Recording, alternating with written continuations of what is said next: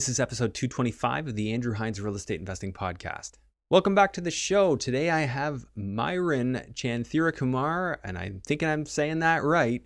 He came on the show, and Myron's an interesting guy. He's a commercial appraiser. I've never had a commercial appraiser on this show, so we talked a lot about valuing buildings, how it works, how he's able to use his career as a commercial appraiser to his benefit. So he's able to look at deals, and he's seen a lot of them. He's seen a lot of comparables. He's worked in a lot of different markets. He knows where things are working and where they're not working as well. And his knowledge led him to Windsor and then Sudbury, where he now focuses the majority of his time. So we talked about how he's doing that at a distance. Very intelligent guy, and he shared a lot of wisdom, a lot of gold nuggets on this episode. It was actually a lot of fun to record. So I think you'll enjoy it as well. A couple of things I just want to remind you of. We do meet monthly at the GTA West REI meetup. Myron is one of the guys that I've seen at the last couple. And there's a lot of other very accomplished investors that come out to these things. And I really enjoy networking with them. And if you're an investor and you'd like to meet and greet and have some conversations, I encourage you to follow the link in the show notes of this episode and make sure you join our private group so that you can be notified the next time we have an event. Beyond that, if you're new to real estate investing and some of the things that we talk about on this show aren't as nuts and bolts as you like, I'd highly recommend heading back to episodes 1 through, say, 15, where we really focused. I did screen shares, I showed spreadsheets. I really tried to teach those episodes, even though I had guests. I tried to teach them as if people had no concept of real estate investing. They'd never done it. So that was the intent of that. So if you feel that refresher would be helpful for you, head on back to the first episodes and then make your way back to this one. And I think you get a lot more out of it. So just before we jump in, if you could kindly share this episode with somebody that you think would benefit from it. I want to keep this podcast growing. Helping it to continue to grow is what helps me to continue to do this. Bringing on sponsors, allowing for me to keep the production quality high. As you can likely imagine, this is a huge time commitment to do this show and a huge financial commitment. So I would really, really appreciate it if you could help get the word out there and help it continue to grow as you've been doing so far. I really do appreciate it. So without further ado, let's jump into the episode with Myron. Please enjoy. Hello and welcome to the Andrew Hines Real Estate Investing Podcast. I've got Myron Chanthirakumar. I think I said it right. You did. I don't know how I did that. It's a very memorable last name. But anyways, yeah. So thanks for coming down.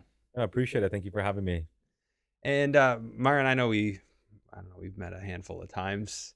I actually don't know your full story. I know you're a real estate appraiser, commercial real estate appraiser. That's correct. So that's interesting. I don't think we've had that on the podcast before, so we'll dig into that a little bit. Yeah, of course. But tell me a little bit about yourself as an investor and what you're up to.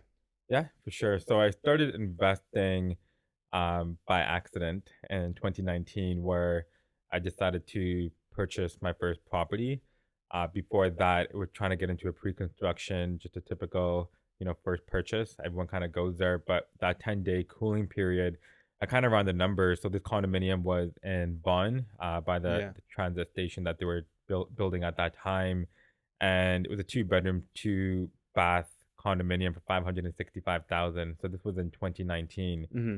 And I just put in the numbers. It didn't really make sense. And it was a big commitment for those couple of years.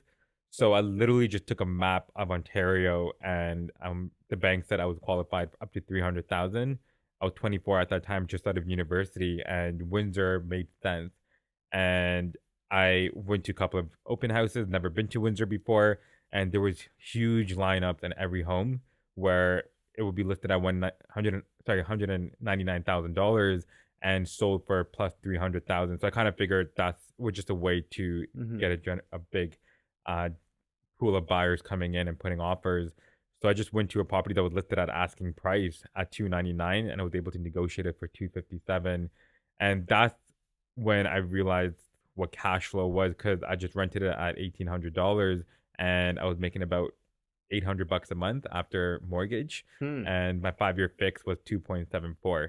Okay. I wish even then it was cheap, but looking back, at that in the moment I thought it was expensive, but looking back, compared to some of the stuff, right? Yeah, you saw people getting 225.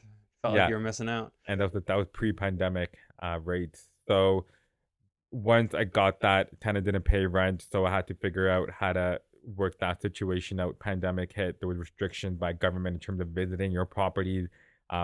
Even if you owned it, you couldn't really go inside with the tenants. And long story short, was able to get the tenant out. But during the pandemic, there was a lot of online webinars. I wanted to solely base my um, real estate portfolio on no JV partners. Similar to the Kellen James, I was kind of following him on social media, and I'm Yeah. like, I got to be able to do this. So learn creative financing, better take back mortgages, did all that. So since 2020, I purchased about 40 units, around 12 properties with no JV partners. Really? Okay. Yeah. What kind of base of capital were you working off of to make that happen? Yeah. So my first bird project, I was in Windsor, and I came across a off-market duplex for $140,000, and it was two duplexes. I was trying to get both, but I was only able to get one, Mhm. and I needed the 20% for that $140,000 duplex. So that was $28,000. And I didn't even have that at the time. So what I decided to do was I ran the numbers and I'm like, I can probably buy this in all cash. Now, I've never done this before, but I looked at the value on the purchase as fully renovated, and it was Mhm. around the 350,000 mark. So it was like 80% of that. I can still be able to pull majority of my capital out because the as is value was 250. So 80% of Mhm. 250 was $200,000. So I can literally buy this in the worst case scenario, buy this in private money and take it to an A lender and refinance it. My new mortgage will be greater than my purchase price. So that was Okay. my mentality at that time. So And what was the asking price on the? at 140. You got it for 140. As is price was actually 250. No, the as is value. If it were to sell on the market, Yeah. So why uh, why are you getting it for 140 then? so my agent, who is the listing agent that I bought the first property, Yeah. I gave him a lot of referrals. And during that summer of 2020, I told him, hey, like I'm ready to get into this model. If you have anything that requires a lot of work, like give it to me. And it was the same seller, and this property was full with tenants that were doing drugs. Became a hoarder house. I walked in, it was up and down duplex. So Hmm. the seller didn't really want to put it on the market and kind of deal with it. So it was two duplexes. The other one I was able to get it for 286, but the seller backed out last minute. They wanted to live in it. And the other one, it was whatever offer I was willing to give. So there was no asking price. Hmm. I came in at 120, but they wanted 150, so I came in at 140, and I paid. So I raised $150,000. So that summer, I went to my colleagues, my network, Yeah. and I gave them the idea. Hey, if I do come up with an opportunity, I'd be willing to raise money with the right offer. And I did not want to give up equity. It was So it's solely just debt stayed on debt, payment. Yeah. Just and that promissory notes. yeah. So promissory note, 150,000 covered my purchase price, and the cash for keys of 5,000 and my closing cost. All right. So you did the cash for keys, and then you went back to an A lender and just refi. No. So what I did was I had a $50,000 student line of credit. I used that for renovation. Plus, I borrowed a buddy of mine $50,000. So with the 150 and the private money that I borrowed was at 10% interest only payment. So my all-in capital that I borrowed was $250,000. So with Hmm. the interest and holding costs was just under 260. The property was appraised 6 months later for 389,000. So Holy moly. I took it to an A lender. My new mortgage was 311, paid Yeah. off the 260, and I made $50,000 in extra Yeah. capital without using my own money. Call that the perfect burr. Yeah, Yeah. right. I wish you can get that now, but it's getting quite I difficult. feel like he still can, but I don't know. Like I've been generally pretty big on go where the deals make sense. I like what Yeah, you did. You went to Windsor, deals made sense there. yeah. So is Ontario sort of not really making sense to you anymore? I think there are still opportunities in secondary and tertiary markets for just quick multifamily burrs, like 1 to 4, sorry, 2 to 4 units. After that property in Windsor, I went to Sudbury because I couldn't get Hmm. qualified or not even be able to make a reasonable offer on property because Hmm. Windsor at that time, which I thought it was already at its peak, wasn't really at its peak. And I Yeah. think everyone thought in Ontario all the markets were at its peak. So I took the map and I was like, Sudbury seemed like the next reasonable Yeah. city that hasn't been touched. And ever since then, all my properties have been in Sudbury. So as of right now, I have 10 or 11 properties in Sudbury, And all Maltese? all Maltese. Okay. What's the average size of the Maltese? Right now, probably on average 3 to 4 units. I have a 111 unit. Okay. That is a fourplex, fiveplex, and a duplex on one lot, so Oh, it's under nice. one mortgage. The beauty of that is when I'm renting it out, I'm not renting it as an 11-unit building. I'm Yeah. renting it as a duplex or a fourplex or a fiveplex, so the rents I'm able to achieve are higher. So I bought that last year for 1.3 million and just got appraised for just under 2.1. Wow. Prices in Sudbury are that high now? Yeah, it is. So I guess since I'm on the commercial valuation side as my career, like I do a lot of appraisals for clients. So I have an idea in terms of, hey, if I'm using this cap rate for a client, I can kind of Yeah. underwrite it to see what my projection would be. That right there is such an asset. Like, just anyone listening to this, just think about that. If you're constantly looking at and appraising and like you're seeing comps, like you know what stuff's trading at in that market Yeah, based on like basically insider info. basically. Um, we don't have access to that same information No. that you have through your subscription service, right? It's depending on the real estate brokerage you're with, it's a Yeah. lot of money. So a lot of Yeah. the institutional brokerages will fund the subscription. They'll take a portion of your commission to fund that on your admin. Yeah. But it is a competitive advantage over just a normal investor. Do you have to disclose that you're a real estate appraiser when you buy stuff? No, because I don't have my real estate license. No, okay. So I just wondered if it yeah, was a similar requirement for no. an So I kind appraiser. of appraise my own buildings. So what I do is that I kind of appraise it myself using the direct capitalization method. Yeah. And when I go approach that appraiser, I'm like, hey, this is how I Hey, I've underwrote already done the whole thing it. for you. So No pressure. let me know if this is if this is the operating expenses or income ratio that you're going to be using, and I'll get a good idea if that's the appraiser I want to use. Yeah. Unfortunately, due to conflict of interest, my firm is not able to do that. Well, you mean your own firm Yeah, can't? Yeah, of course. Yeah. for Those pesky conflicts of interest. sure. Yeah. I mean, that's just such valuable information. So, I mean, especially on the BRRRR side, the refi side, when you see like other investors, what they're able to do, Mhm. and then, you know what you're able to buy for. So then all of a sudden now it Yeah. just gives you that confidence to go ahead and pull the trigger and buy them. Yeah, like I could put offers on like within 5 minutes. Like I could put an offer on a multifamily building under conditions. So at least I have some leeway to do further due diligence. But in terms Yeah. of what the ARV would be, right now the tricky part is how financing works with the rate hikes. If you're going Mhm. CMHC, or you're going conventional on the refinance, what your LTV would be. Because getting a value is one thing, but getting your capital out is a whole nother Yeah, ballgame. because it's all about what the bank will support Yeah, from a debt coverage ratio. for sure. Higher interest rates means it's that much harder. Yeah, right. Sorry, I'm just like almost yawn. My son wakes up at 5:30 every morning, Yeah, right. if not earlier. Anyways, um, okay, so I mean that's a super super interesting approach that you're able to take with that. Sudbury's far. How are you managing with the distance? So I grew up in Vaughan. So right now my parents are in Woodbridge. I just moved into downtown Toronto last year, but when I started investing in Sudbury, it's only about 3.5 hour drive to Sudbury from Vaughan, which Hmm. is almost the same distance to Windsor. Yeah. So in the beginning, when I was scaling, I was literally going to Sudbury once a month, twice a month, meeting tenants. I was doing all Hmm. the leasing. It was not sustainable. But once I reached the 17 unit to 20 unit mark and I had another 11 units coming under contract, I just reached out to my network, posted on Kijiji for someone who's willing to manage my real estate portfolio in Sudbury. I did not want to outsource property management. I feel like the quality of the services kind of deteriorate Yeah, yeah. once you start outsourcing I management. agree. In-source. So you more just hired an individual that would Yeah. run around for you. So they take care of leasing. There's no leasing cost. It's just on an hourly rate. So $20 an hour. So you just pay this guy $20 an hour to go meet with people, everything like. Yeah. So she Okay. takes care of like manages the renovation because contractors will renovate all the Yeah. property So depending on what it boots on is. the ground Yeah. basically is what she does. Yeah. And all maintenance. So then I have a third party property management software called Release. And that is where tenants can put in all their repairs and maintenance requests.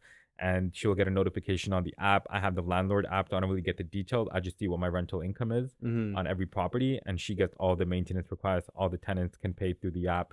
So I try systemizing it to the Yeah. best of my ability. Interesting. Okay, so somebody else is in a market like far from where they invest. What's the easiest way for them to find their boots on the ground, their in-sourced boots on the ground? Is it your network, or what if you don't have a network that has connections there? I think the best way for me when I went to Sudbury, nobody on social media that I was following or I heard of was investing in Sudbury from the GTA or publicizing it. Well, So Austin though, right? Austin went after I did. Oh, okay. I thought he So was a couple of months afterwards, okay. and Austin started promoting it on his social media, and then I was like, no way, because I was trying to keep it as discreet as possible until Yeah. I get a couple of properties under my belt. But now, like a lot of investors from Toronto Oh, are it's investing up crazy. Well, north. like Robbie Clark and Dylan Yeah, Suter. so they have a huge portfolio out there. His entire team, like Dylan Suter and all those guys. So Hmm. they they're quite well known up in Sudbury and all the northern tertiary markets like Sault Ste. Marie and whatnot. Yeah. Um, but in regards to building a team, for me, when I went up, I just went to a property management company, and a lot of them have their own contracting team. Hmm. So they did my first unit, but through that I met like 4 or 5 contractors because I met a plumber, I met a Hmm. handyman, and through those I reached out to their network, Yeah. and it takes So it's just time. meeting people and That's asking it. questions. Yeah. I mean, at the end of the day, it's sometimes it is just time, as you've Yeah, said. and I just stayed over in Sudbury at a hotel, spent a couple of nights there, did Yeah. what I had to do, drive around, and yeah, it was. Now looking back, it didn't seem like a grind, but that's the thing. Like a lot of investors always come to me and be like, "Hey, like how is that even possible? Like that's so much energy for you to go back and forth." And I'm Mhm. like, if you think the work is a grind, it's gonna be a grind. But if you just put your mind Yeah. to it and you look at what the potential would be, it just it's just more of a passion. It doesn't seem like that. I used to enjoy it. I sleeping in the house, not showering more than like twice in a week. I think you stayed over at your Yeah, I properties, right? slept in the properties when there was not even vapor barrier. Yeah. Like waking up with morning dew on my face. I didn't even mind it. I'm like, because this to me it was like things were finally changing for me because I never Yeah, really hit my stride with real estate. I never really had any significant success, and this was the boldest move I had made to date. right. And I just liked it. Yeah, I'm like, yeah, I've really felt willing to put in the work, and I yeah, didn't even mind it. and I Which think I think that's similar for you, what you're describing. people just see the end result Yeah. and not all the work that went behind, but sometimes we get so caught up in acquisition. Like, I just got a property under contract yesterday, and I just got it, and I'm not even excited anymore. It's just more of like, "Alright, just send it to the lawyer and Well, figure it it out." eventually becomes tedious and Yeah. monotonous, which I can relate to as well. Like, the minutia, I guess, Yeah, on a daily basis. The people I have to pay, and it's like it never goes away. yeah, Like you got this, and then 100 more emails the next day.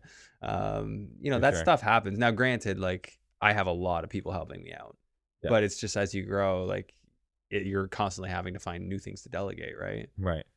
Yeah, I And as you're growing your portfolio, you're probably going to get more and more things come up and have to deal with.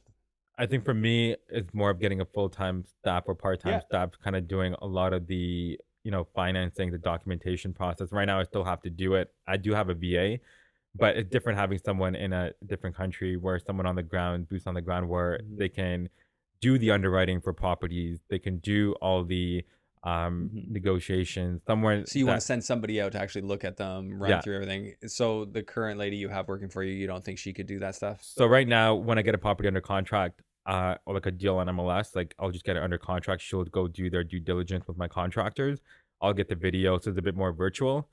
And once I feel like the numbers are quite good, I get the appraisal back, everything is solid, Yeah. then I will make the trip out to Sudbury. So right now, I don't really go unless I have a lot of clients who have to appraise their property. So a lot of my Mhm. clients, they do invest in Northern Ontario, so like in North Bay and Sudbury. So when I do the drive up to appraise my clients' properties, then I'll take a couple of hours out of the day to go visit mine and see what those projects are.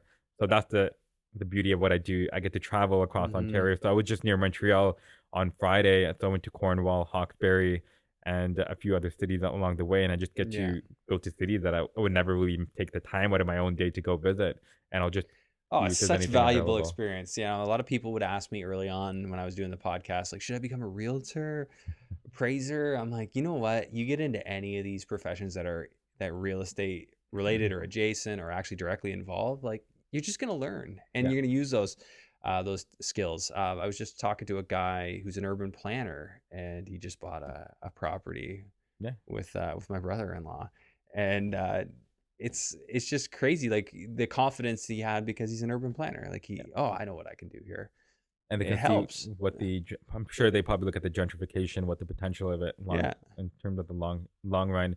I think urban planning, being a commercial appraiser, maybe other profession within the real estate community, they require the most education They do.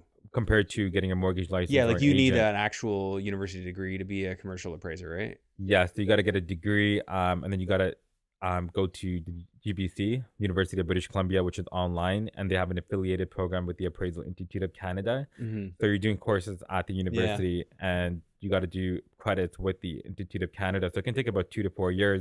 So right now, for myself, I'm still a AIC candidate, which means that I have the right to practice, but I'm not an official commercial appraiser because during the pandemic, I thought I was going to leave my job by the end of the year at the rate I was growing. And I'm like, you know what? Let me build something out of this with the portfolio that I was doing. And once the pandemic closed off and I was going to a lot of these local meetups, rarely you ever walk into a room and meet another appraiser. Like I told someone, hey, I'm a commercial appraiser. You get like 5 people around you, right? yeah, Because so there was so much value that I was able to add in a room. And I'm like, I can make a business out of this because for me, I am commission based. So it's all about the yeah, revenue you bring in.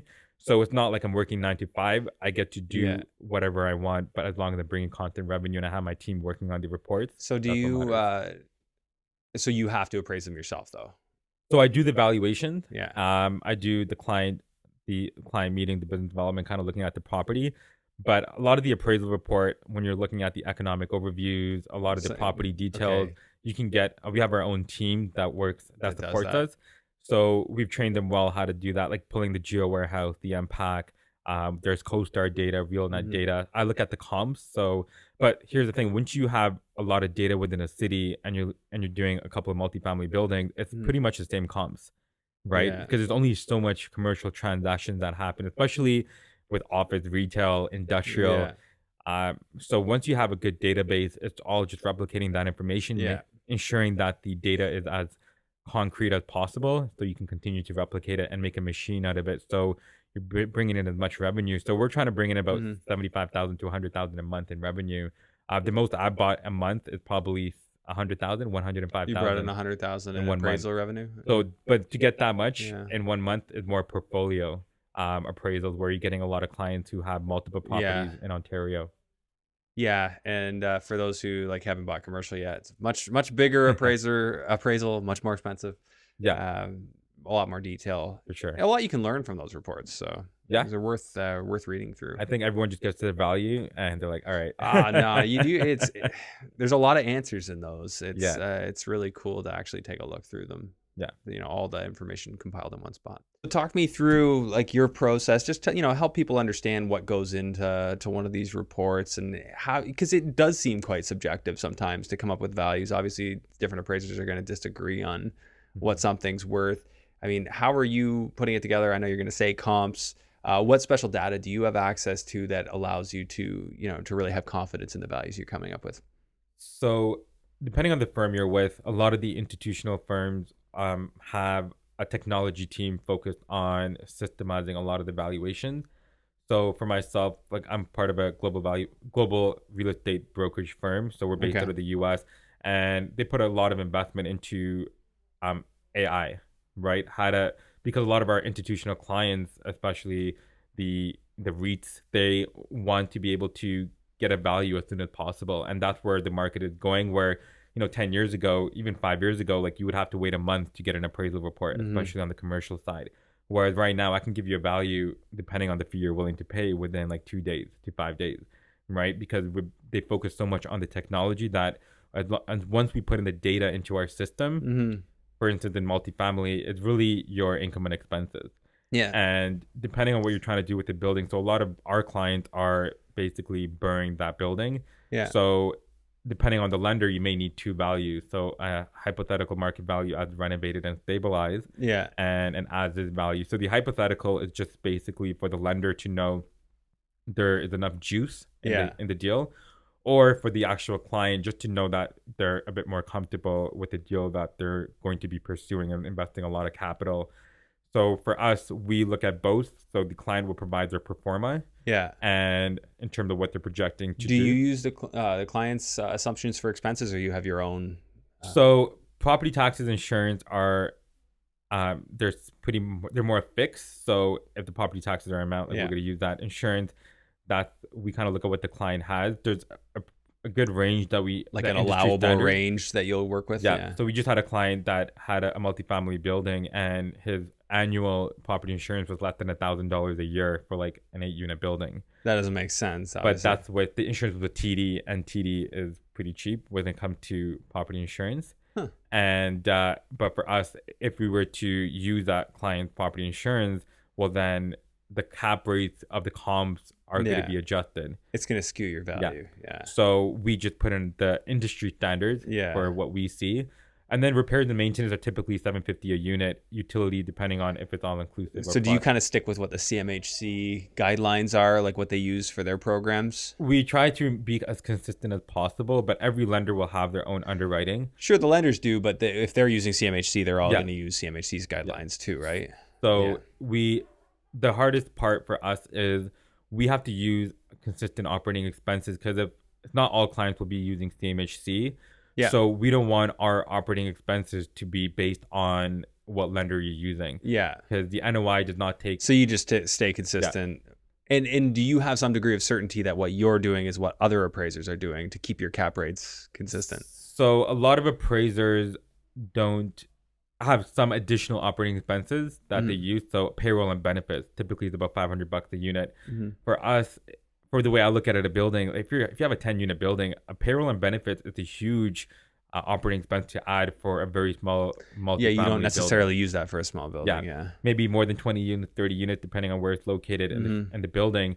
But some appraisers may use that for a 5-unit building. So I had an appraiser who appraised my 5-unit building, and he used payroll and benefits at about $500 a unit, and that's a huge amount of money. Yeah, it affects your right? numbers. Yeah. So it's important to have that conversation to see what the appraiser will use. So depending on the lender, they may add that payroll and benefits when they do their own underwriting. But a lot of lenders, they don't really use the NOI that we come up with. They just want to make sure the value is there, and they kind of come up with their own NOI, and they debt service. Right. Well, that's been my experience with commercial appraisers. You know, they don't really so much care what I have to say my expenses are. Like they're coming up with their own. You know, so it's really more like what is the revenue and how is it derived and all that stuff. What do you find clients that you work with? And I think this is a special opportunity because you come out to the meetups, like you're very integrated with the investor community. What do you find you're teaching people a lot? Like what's a big teaching point that, people are like, aha, I didn't know that. I think it's cap rates. Yeah. People always ask me, hey, Myron, what is the cap rate of like London or Kitchener-Waterloo? And for me, it really comes down to what your NOI is, right? Because a cap rate, I can give you a cap rate between a 2% spectrum from like 3 to 5%, but that's a huge difference in value. So for me, it's kind of showing them that, hey, your cap rate is based on the net operating income of the building. Because typically, the lower your NOI, the lower your cap rate, the higher the NOI, the higher the cap rate. Because properties typically are supposed to transact that the less room to add value to a building, the higher the cap rate due to the limited potential of value. Yeah. So you're saying that if there's more opportunity to add value, it's going to trade at a lower cap rate. Yeah. And there are deals where individuals are able to get vacant units on possession. So for me, when I did my 11 units, I bought it at a low 5% cap, but I got a couple of units vacant prior to closing. And that was, so the vacancies were included in the cap rate. So the cap rate basically had some vacancy, which really skews it. Yeah. And right. Or do you run the numbers based on full occupancy at market rent, and then you just have a higher vacancy rate? Like how would most appraisers? We look at the contract, and then we take, at the time of the inspection, we look at how many vacant units there are. Yeah. But let's say on paper or on the agreement of purchase and sale, if this is under contract, there an agreed upon vacancy that will be available at the time of closing, then we will take that into consideration, and then we'll add an assumption in our report saying that the value is based on re-renting these units being vacant, and then we just so that we're protected from a value side, and the lender knows that. Hey, and I feel like the lenders even will take a similar approach. Like they know you're going to rent the stuff out. They're going to apply their vacancy rate that they feel comfortable with, and probably treat it as occupied. But I had an interesting experience when I did the 11 unit. I had, ideally, the more vacant units you have on closing, the better is for the lender. Better for you, worse for the bank. Yes. So I assumed that it would be better for the lender too, because they're getting a higher income to service the debt that they've secured. Well, on the property. after you turn them over. But I feel like your big 5 banks don't like that, generally No. speaking. Credit unions, I think, have way more vision for that. So the credit union that I did, they put a $65,000 mortgage holdback because I had 5 vacant units on closing. So they didn't like it either. So I had to put $65,000 of my own money for a down payment. And the weird part is that they don't even ask if you actually renovate it and rent it. They just need 5 lease agreements to be like, hey, like you rented these out. So for me, it was like really redundant, because that money I could have just used for the actual renovation. So it kind of delayed the process in terms of the capital I was willing to invest in, and I had to shift my money around. So for me, in my investment journey, it kind of helps out, because from the appraisal side of things, I can kind of add that benefit to the client to be like, hey, in addition to me valuing the property, just keep an eye out from the financing side. This may or may not happen. Yeah, I mean, there's no question that you're obviously going to be very helpful for people who, are investors like-minded. Like, you have such an advantage over an appraiser that does your same job that doesn't invest themselves. Yeah, agreed. Like, and how could you not? Like, if you're an appraiser, like valuing these buildings, seeing what they can do. I guess maybe it's the new generation of it now, because they actually don't look like they're that profitable anymore. Like, Ontario real estate's so inflated. It is what it is. But Agreed. You have an interesting advantage, though, for sure. What else any other teachable stuff? Like, I mean, what you said about the cap rates, I agree with that. I think a lot of people who are in our space intuitively knew that anyway. Like, it's almost more of a price per unit. Like, there was a price per unit in certain areas where there was X potential to add value. So if there's lots then people were paying absurd price per units for stuff that needed work. So for me, like, I kind of look at price per unit. If I'm looking at a deal that I want to purchase on the MLS or private, the first question I ask is, what's the price per unit that they're asking, before I spend like 10 minutes trying to do all the income. That's the easiest thing, because I've heard, talking to Jake, he'll just say some appraisers, it doesn't matter. Like, there's a certain price per unit that they're not going to go over. Like, yes, it's about the cap rate up to this price per unit, and then we're not going higher than that. So because on the commercial side, if it's an income generating asset, the property is appraised with the primary valuation method using the income approach, and then the secondary valuation method is the sale comparison approach. So when we do the comparison, we're looking at it from an NOI per unit for every comp, and if the comparable is, let's say in Toronto. So we're appraising something in Hamilton, and we're using a comp from Toronto or like the GTA, and the property in Hamilton is at a greater price per unit than the one we're at Toronto at the same after the adjustment, then something is not correct, because the data has to be correlated. And this is ensuring that the property is like comparable from a Class C multifamily building and based on the quality of the building. So the price per unit is just to make sure that data is not skewed from the cap rate side, and making sure that the appraisers are kind of in line with where the market should be from a price per unit. But if the quality of the units is superior, so a property that is leased with plus utilities, so tenants are paying for all utilities, that's a low risk to the landlord. So cap rates also determine the risk factor associated with the property. It's the same thing buying a stock. Like, the higher the rewards, the higher the risk. Right. Same thing with, that's what people go to as secondary, tertiary market, is a slightly higher cap rate, but people invest in Toronto. But a little bit more risk. Yeah. Perceived risk. I guess in a sense, a smaller market's more volatile to industry changes. For sure. Like, if one employer moves out, that has an effect on that market. Whereas if one employer moves out of Toronto, it's not felt. Yeah, because generally nobody invests in Toronto that I know of for cash flow. They just buy based on potential, and it's strictly based on location and where population is. Wild. And there's a place for that. Like, there is. I just feel like a lot of people who do it probably shouldn't. There's a certain type of people that should do it. But I think a lot that probably shouldn't do. I think I would. I don't think I would park my money in Toronto yet, but let's say in 10 years, 15 years down the road. Yeah, if it represents this amount of this portfolio, then that's cool. Yeah. Yeah, it's like more of like pocket money or pocket change that you're willing to park in just for the future generation. And that they're likely it's going up in a big way, right? For sure. So I live in downtown Toronto right now, and I choose to rent. I'm living with a roommate. My rent is about $1,600 a month. That's awesome. But all my friends and family, or even friends, they're like, "How could you like you have all these investments, but you're still choosing to rent. I'm like, well, the opportunity cost for me to buy that condo, I could get a greater return that will offset my rent to That's live what in I that did for building. like my whole 20s, man. Like it was just easier to get mortgages. There was so Yeah. many reasons to do it, and I didn't like the price points in Burlington, so I was just like, ah, whatever. Yeah, Just live with family basically, and that allowed me to get lots of mortgages. for sure. Yeah, so I mean, it's about taking your advantages. I think that's wise. Yeah, and that's the other thing with the generation. So I'm in my mid to late 20s, and you probably see online where a lot of news reports says that in order to buy a property in the Greater Toronto area, you need like a $200,000 salary, like 150 minimum, and people are buying into that because that's what the paper says, and that's what they're going to choose to believe in. But if you really take the time to put yourself into a lot of these real estate meetups or just education, the rental income can offset a lot of the what you can qualify for, right? So for me, so when I started my career, like I was only making around $50,000 because I'm commission based too, so banks don't really take in your commission for the first 2 years. Yeah. So for me, I still was able to get, I think, 1.5 or $2 million in mortgages with A lenders. Because it's commercial, right? No, a lot of residential. So with one of the A lenders. Oh, okay. Because of what it could generate. So in Sudbury, I was being able to get, like, one of my mortgages was like $1,500 a month, and my rental income was like $4,700 a month.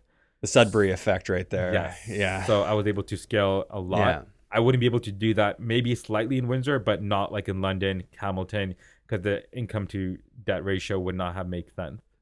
Yeah.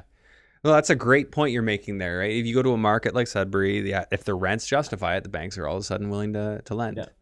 What are your thoughts on, and obviously you're so set up here in Ontario, so I get, why it might persuade you to say one thing over another here, but what are your thoughts on US or going to a different market? I think in the US, depending on where you are, I think it's great, but depending on where you're going to be investing in the States, you might as well just invest in Saskatchewan or You could do that. Manitoba or even Alberta. Yeah. Because Alberta is still landlord friendly and some of the prairies are still landlord friendly, that it's much easier qualifying for those mortgages from what I understand. With the Canadian banks and stuff. Yeah. Yeah. Yep. I think in the US, it really comes down to where you're located specifically. I know you're in Florida. For me, with my limited knowledge and my exposure with trying to start investing in the US, I think my mind is so focused on the team that I already have. Yeah. That I'm not willing to just go to a shift new market. my energy. That's how I was with London. I did not want to leave, like go start from scratch. It just seems daunting. Once you've put all that work in to a market, it's just like, oh, do I really want to do that all over again? Because you can look at a deal, I'm sure right now, like let's say you find a deal in London, all you need is your phone and you have your network in London to do the rest for you. Yeah, right. People who can help. So for me, it's more of like, do I really want to put the time and energy? But I think once it'll come to a point where it'll make sense. But for me, I did look into a vacation home in Orlando. I went on a radio show in Orlando last April, and the agent that I met, he kind of gave me an idea on vacation homes around Disney, and it was pretty cool. Like $1 million for an 8-bedroom house within a gated community. So they'll kind of take care of everything. I think it was a 15% management fee, but you basically get a pool, 8-bedroom, Disney like branded in terms of the room. Yeah. And it was a pretty cool lifestyle. I can imagine myself or the future that I would want to have to be able to come down. But I do think for me the biggest thing with Florida is just the weather. I'm sure you've already experienced that, but it's awesome weather. I don't know. It's great weather, but there's also like the hurricanes and the tropical season. That's the biggest thing I'm worried about. With I was in the eye. So my properties were in the eye of the hurricane. Really? Yeah. Like the worst hurricane that Cape Coral's seen.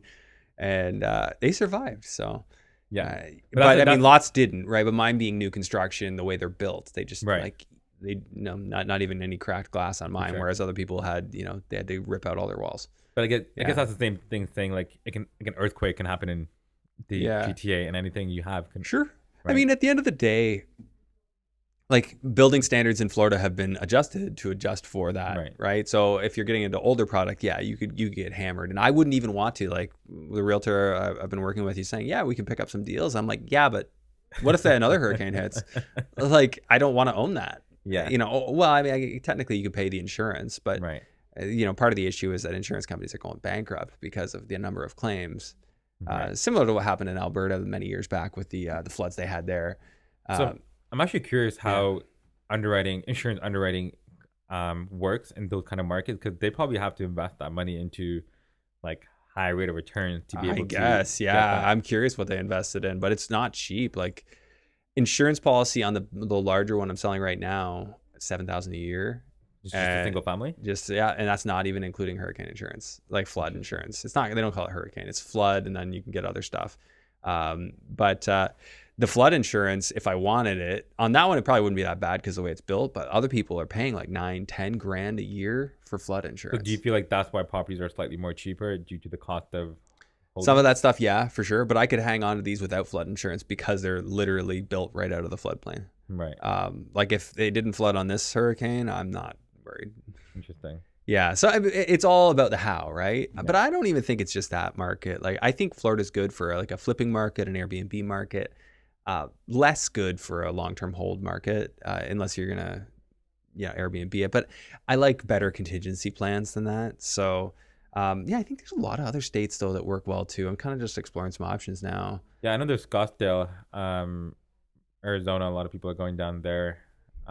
For me, I think I'm not sure if you were a fan of Scottsdale, Arizona. Well, I have never been to Arizona myself, but I do know people who invest there, and Arizona just seems awesome. Yeah. I'd love to go one day. And But every state that I visited, so I went to California, San Diego specifically. I've always took the time to go visit like condominiums or any properties, Mhm. and I was in just south of Los Angeles, Newport Beach. I've been But there. man, like homes were transacting at just a single family home like 3.5 million to $4 million, It's wild, huh? and that's what it was.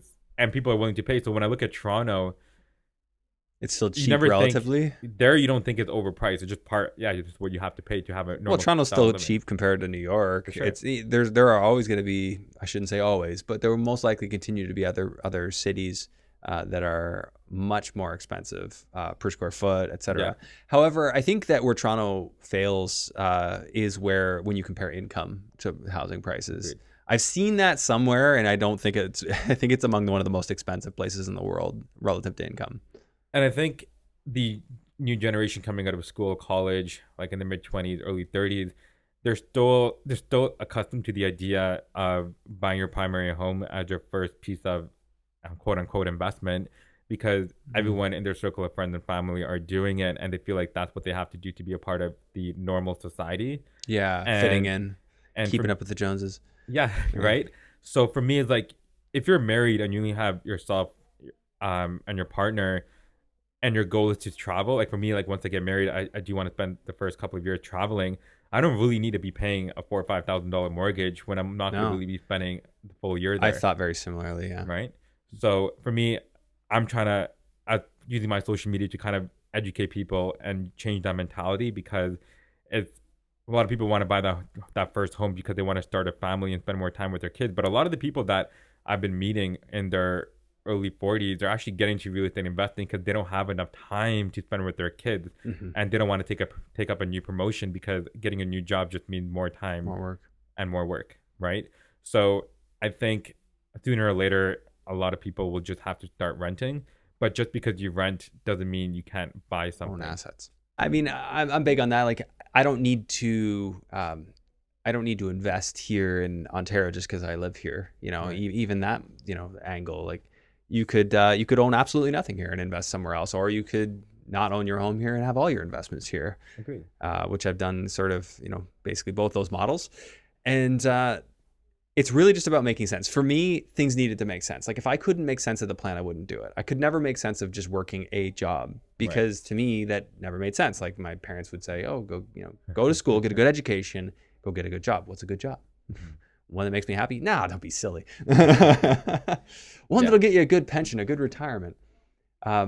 It just, and I think a lot of kids kind of feel that way coming out of high school. Like, Right. oh, I don't know what I want to do. I'm sure you felt that way. And Yeah, like I graduated and got my first paycheck, and I was like, what am I going to really do with this? Like, yeah, didn't know I got what to to work do. another 2 weeks to get my next check. Oh, I know. I felt so lost with all that. Like when I was teaching at Western, I wanted to be an entrepreneur. I graduated from business school, didn't know what I wanted to do. everyone I was graduating with was just getting like consulting jobs, accounting jobs, iBanking jobs. Right. I wasn't into any of that stuff, And if, and I couldn't make sense of it. So I went and taught because that was fun. It was like extending university by 2 years. right. And but fortunately, I met my wife, now wife, and her mom was into real estate investing, and I was just like, imagine just having one connection that we have at a meetup or something, like just Right. one person that's doing it. I knew nobody that was doing it. For sure. And then it's easy to take it for granted now. I'll go out to the meetup next week, and there might be 80 people there that are all investing in real estate. That's what really made all the difference. But it helped me to see, long-winded story, helped me to see that there actually is an angle. There is a way that you can do your day-to-day and have things actually make sense. Right. And I think some people just think, it just won't make sense. You just got to keep your head down, work hard, and things will happen. And I think it really comes down to when that individual, or even myself, like for me, when it came down to what is my value on time, because our parent generation or immigrants coming in, it's not about time, it's more about supporting the kids. But then for us coming up, like we had the flexibility where we can determine what the value of our own time is. And it's a very subjective figure depending on who that person is. But for me, I feel like a career where you can choose your own time, you'll be able to bring in revenue and build a team out of it. And not all careers you can do that. You have to be behind the computer. But for me, like the firm that I'm working for, they spent a lot of time and investments into technology where like it doesn't really require me to be at the desk. So right now, before I came, I just took an hour and just made sure that everyone knew what they had to do, and I'm here. But at least the revenue is still being generated and meeting that timeline for that client. So I think there's a lot of opportunities for people to streamline it. I think being a doctor is very difficult. You can't really streamline if that. you're in those professions, then your active brings you in quite a bit of money, and you just got to use, you pretty much got to work it really well, build up that nest egg, and then eventually you replace that income. And it's everyone's decision, right? Like, how many people do you know that have quit a job they went and got a lot of education for? Yeah, it is. They just quit it because their real estate makes them so much money. So my roommate is he's a doctor, and he'll be on call for like 24, 48 hours. So it's funny because like he'll leave by the time I wake up, and then he'll be in bed because he can't really go out or drink or anything because he has to be ready for the next day and be focused. Whereas like I'll come home, and when I come home, he's already in bed. And I told him like I could never do this lifestyle if I had to. And don't get me wrong, giving back. I mean, you're obviously public health is an amazing thing. Like we need doctors, but for me as an individual, I think I'm so used to living on my own terms that I can't restrict the day-to-day life just for my career. Is this a generational thing though? Like, is this like a common sentiment now? I don't even know. Yeah. Like, are more people like that? Like, I feel like the newer generations, like, I think social media plays a big role. They wanted. I think, are people becoming more entrepreneurial? At least to a little bit of a degree. Like they think, I could become the next YouTube sensation or something like that. I think social media for sure. Because then when I was in high school, I'm sure even when you were in high school, like Facebook just came out when I was in grade 8, grade 9. But Instagram when I went to university, and I'm sure you were already like past the education standpoint. So for me, like I don't have a lot of networks with the high school and elementary school friends that I have because we just didn't have a platform. Like MSN was what we used back in the day, but God knows like where that is remember right ICQ? Now. No, that was too funny. I have no idea what that is. Dating myself here. Yeah, that was like before MSN was ICQ. Interesting. Yeah, so a lot of those connections, like we don't have where a lot of the upcoming generation they do, and they're able to sustain that relationship and network through social media. And I feel like if they follow the right people, they have they're way ahead of the game than what we are and what we were exposed to. Because for me, I think once the pandemic hit, everyone became an investor on social media. Like every week and every month, there was a lot of people, and that's where I got exposed to it because I was like, shoot, there's so many investors. So really, it was the lockdowns. That's when you started looking, or you were in 2019? 2019 October, but then I went to a Keyspire event in February. And that's where Darren Burrows was speaking, and that's where I met him for the first time. I know he was a guest with you a couple of weeks ago, and I was like, shoot, like there's so many ways to invest in real estate. I didn't really know what the BRRRR was. I thought we just buy and hold, and I started just following the right people. And at that time, I didn't really know who the right people were. I was probably at that event. Were you at the summit, or was it? No, it was just like the 3-day the 3-day workshop. Yeah, okay. Right. And then there was a lot of free online webinars. Yeah. And at the end of the day, I just started putting offers, even though I had no money in my bank account. I'm like, I'm just gonna figure a way. And eventually, I Yeah. figured out how to roll the money multiple times and getting a lot of seller financing. So half my portfolio was vendor take back mortgages in second position. So I rarely ever had to put 20 or 25% down. I'm doing one of those right now. VTB in second position with the seller. Yeah. Yeah, that's the way. That's a good way of doing it. You don't really have to get it. And I thought, and in the beginning when I was offering those VTBs, like I didn't really know first position, second position, because I didn't know how the underwriting and lending works. But I just assumed. Well, the underwriting, they're not going to like it. If you're closing privately, then it can work. Which, I mean, this is where I'm at with all this. Like I just rather deal with private money. And this is what I like about the States, is because there's just like, if we have a lot of private lenders here, they have like times 10. It's just like insane. Now, granted, there's a variance in professionalism, which I've noticed. It is kind of the Wild West, and I don't like some of the way that they talk to me. I'm not desperate. I will find an alternative. Don't talk to me like that. But anyways, yeah, so it's an interesting landscape. But, my thought with that is you can do that creative financing stuff. Right. Like, there's just way more opportunity when you deal private, which obviously you've seen with your creative offers. Yeah. So a lot of those work with credit unions. The credit unions would allow for it? So Desjardins, they're pretty big in Ontario. But they want your DCR to work with the second. Yes. So Sudbury, it would work, right? Yeah, of course. So yeah, because your cash duplex. Yeah.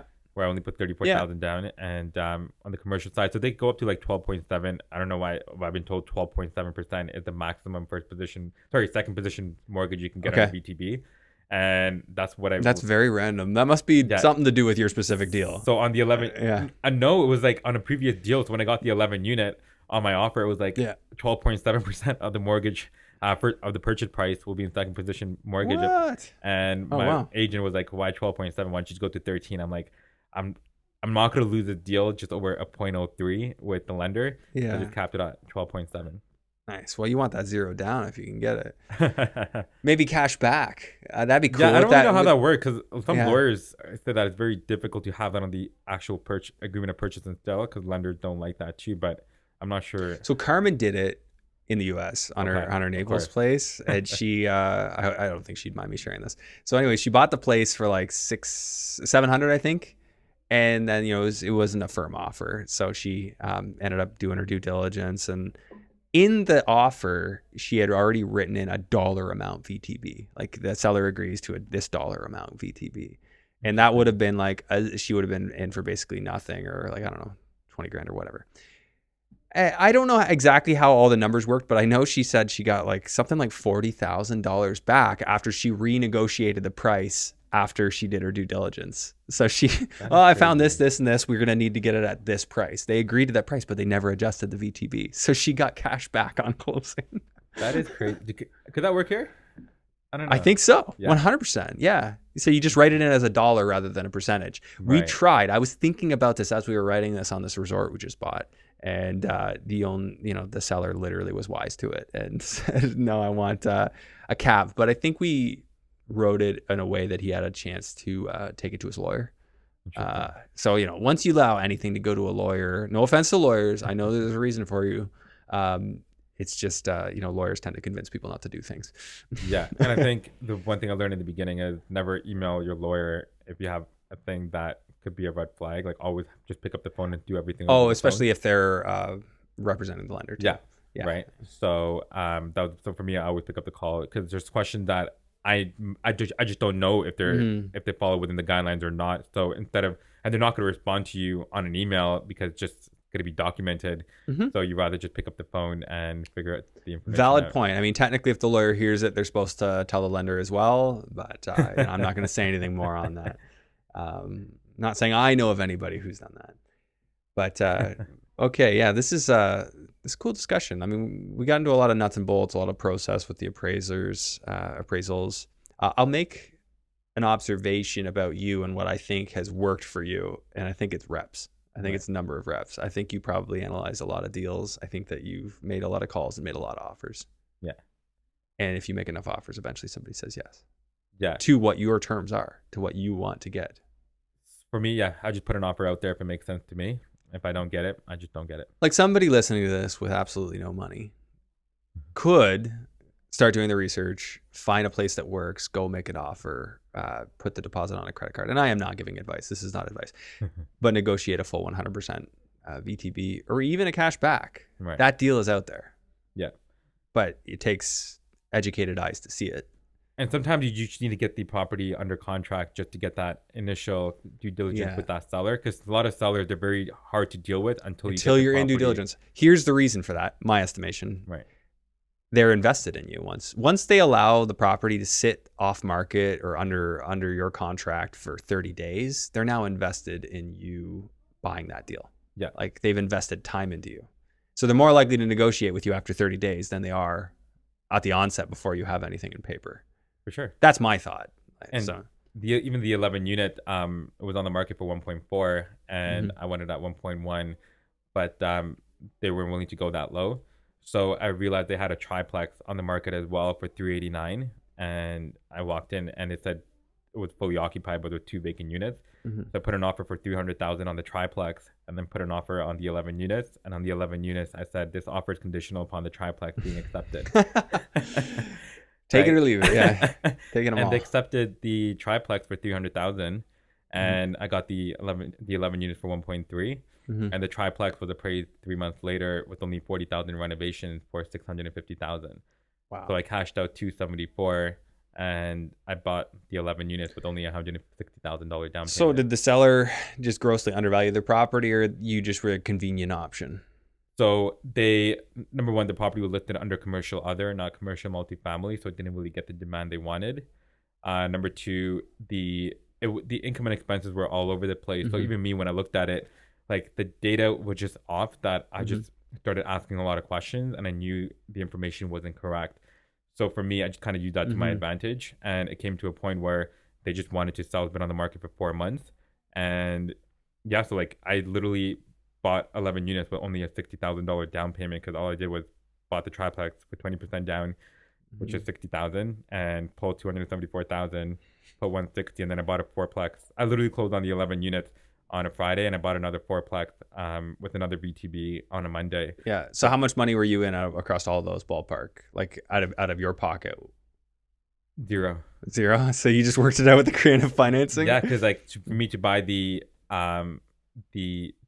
duplex. So even a couple of months ago, before that, around the same time, October 2021, I bought a vacant turnkey fiveplex in Sudbury off market, and for 450,000. I negotiated at 11% VTB, so I only had to put 14% down. And once the first rate hike went up, it got appraised in December, so 2 months later, for 715. And once the first rate hike went up, I was like, you know what? For me, it's not about the number of units, it's more about the quality of the units and the quality of the building. And it was the worst one I had, so I sold it off market for 790. So I cashed out just around 300 grand, probably a bit more before taxes. And so for me, it was keeping a balance between cash, and even on my social media, like I just have something that says stay liquid and improvise. Because the more liquid you are and the more cash you can show to the bank, you don't really need to use that cash to buy the deal. Yeah, just have it. Yeah, that was always an asset to me. I to this day, like I always like to have extra cash, even though I'm paying for private money. Like I'll still have cash just because I know it's essential. For sure. So that's why I tell a lot of people, like money. A lot of people look at money as an obstacle. For me, it's more of an opportunity, where if a deal makes sense and there's an opportunity there, don't let an item like money, even though it seems like the big obstacle that you have to overcome, to be something that you're not willing to pursue. Just get that opportunity under contract. And for me, I tried going in without no JV partner. So far, it has worked. But if you do need to bring a partner and that's the route you have to go, like you can always show the potential in a deal, and you can always raise capital. Yeah, for sure. Any closing thoughts? That we're coming up on the hour mark here. Something you want to share, words of wisdom. I mean, you just gave a bunch, so no pressure. I think in terms of growing your real estate, trying to find what your purpose in terms of why you're buying real estate. Some people just buy for the sake of just getting their first property, but there's no exit strategy. Yeah. And really talk with an appraiser. If you're in the commercial standpoint, have a commercial appraiser on your power team, because everyone has a mortgage agent and a real estate agent. But if you have an actual commercial appraiser where you can pick up the phone and be like, hey, like, what was the last thing you've appraised in a city? Like, what cap rate did you use? Yeah. And I've done that to a lot of my clients. I'm like, hey, I just appraised one for at a 6 cap, and this was the NOI. I'm not going to share the building. Yeah, yeah. I'll share the number of units, but I think with the appraisal side of the business, with the Appraisal Institute of Canada, we can share what properties we're appraising. I still don't know why. Like real estate agents, mortgage agents, you can publicize that data in terms of the property you funded on or the Yeah. property you transacted on. But the appraisal side, we can't really share that. So for me, I'm more than happy to share that. So find an appraiser that you could use. It can be on the residential side as well, but residential side is not a relationship-based industry. No. A commercial side, if you're on an institutional form, is more from a one-on-one relationship standpoint. Yeah. So I think spend the time and your energy on finding a good appraiser that you can add on your power team. Yeah, that's valuable information. And same idea with like a commercial realtor. Like a really good commercial realtor is going to know those appraisers and can connect you. And then of course, if you like you deal, where's your locations? Like, are you Ontario exclusively? No, so I just did two in British Columbia last month. I did two in Alberta, and I just did one in Saskatchewan and Manitoba. So you're across Canada. So we do across Canada, New Brunswick. I just did one last week in Montreal.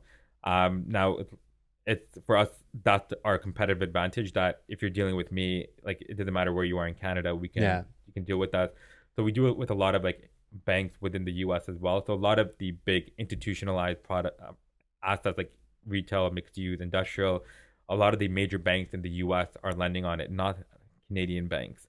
So our US guys, they would send us the information, hey, like these are our clients, could you take it on? And then we'll just pay a referral fee or whatever discussion that we've been able to do with them. Nice. Interesting.